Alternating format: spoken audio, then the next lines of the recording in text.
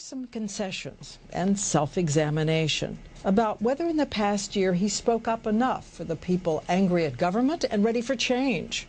Well, you know, I'd say I probably make a mistake a day, maybe two. But I think in terms of over the course of the year,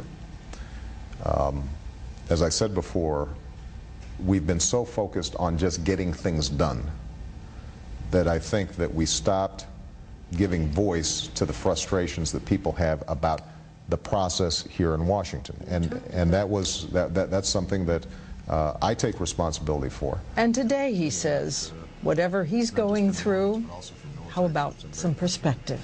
Two pictures: inauguration, first congressional speech. Right. What would you say to him? You're going to look older in a year. You've got more gray. As for health care, the president still vowed no small-bore solutions to big problems. He said health care reform is still central to American life.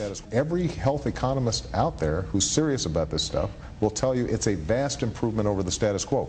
That doesn't excuse the stray cats and dogs that found their way into legislation.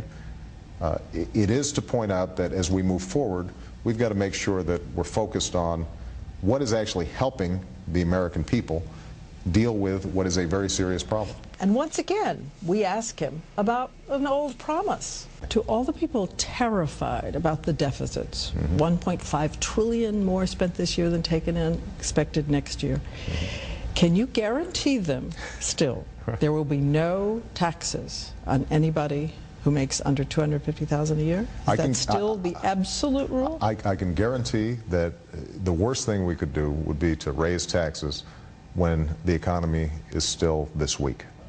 I haven't raised taxes on anybody. I've cut taxes. 95% of working Americans have gotten a tax cut, partly because it's the right thing to do because of the recession, partly because it's something I campaigned on.